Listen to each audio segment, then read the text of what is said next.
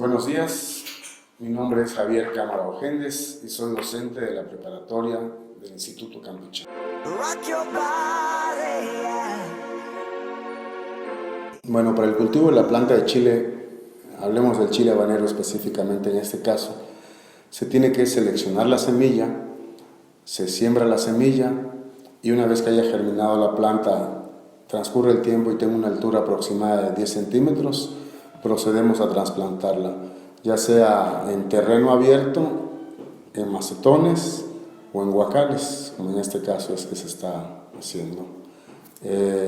Como les dije, se selecciona la semilla tiene que estar seca, se extrae directamente del fruto, se separa, se pone a secar por unos días al sol y posteriormente ya se siembra. En este caso los equipos lo hicieron en conos de huevo, en conos de cartón. Se entierra a determinada profundidad, no muy profundo, y se les va regando. Con el paso de los días, al cabo de 7 o 10 días, ya debe de germinar la plantita de chile.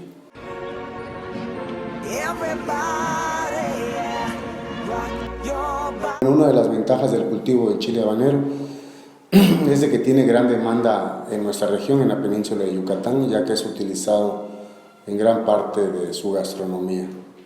Y eso es dentro de las ventajas, ¿no? El alto consumo que tiene.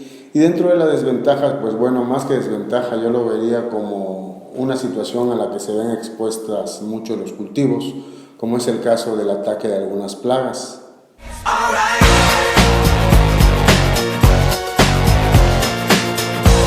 Bueno, como te mencionaba, todos los cultivos cuando se tienen a mediana o a gran escala, no es lo mismo que uno tenga una plantita en su casa, una sola planta, a que uno tenga una plantación de 10, 20 o 1000 plantas en determinada superficie, en donde hay más probabilidad de que ataquen las plagas. Como les decía, la mosquita blanca es una de las plagas que ataca ese cultivo y la razón es por la gran concentración de plantas que hay. Las condiciones en las que uno tenga la planta también van a determinar mucho qué tanta resistencia pueda tener la planta a ese tipo de insecto. Las plagas siempre van a haber, solamente se trata de controlarlas, no se les erradica en su totalidad, sino baja el porcentaje de la misma para que no afecte considerablemente al cultivo. Bueno, el fertilizante es un producto el cual sirve para nutrir a la planta. Los fertilizantes para eso se usan. La tendencia hoy en día en el cuidado del medio ambiente es utilizar abonos orgánicos o abonos verdes, como se le llama en el caso de compostas, que se elaboran a partir de material en descomposición, que con el paso del tiempo, en unos meses se reincorpora al suelo como elementos básicos los cuales sirven al cultivo. El principal cuidado de la planta es la prevención. ¿Y cómo se puede prevenir en este caso de que sea atacada por enfermedades? Pues teniendo plantas fuertes. ¿Y cómo le vamos a dar esa fortaleza? Dándole sus riegos como deben de ser. El suelo en el cual estén sembradas las plantas tienen que tener los nutrientes necesarios para que la planta crezca fuerte. Recuerden que las plantas son como las personas, si nosotros estamos bien nutridos somos menos propensos a enfermarnos, ¿no? Lo mismo sucede con las plantas, dándole las condiciones de luz, las condiciones de los nutrientes y el agua que ellos necesitan, no vamos a tener muchos problemas.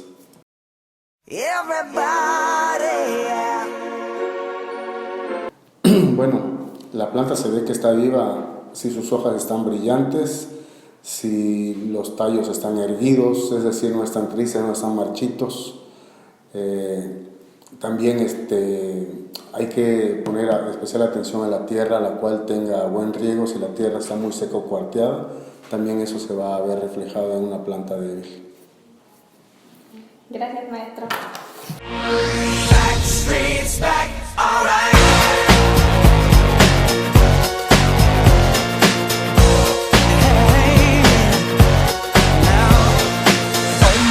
We're back again.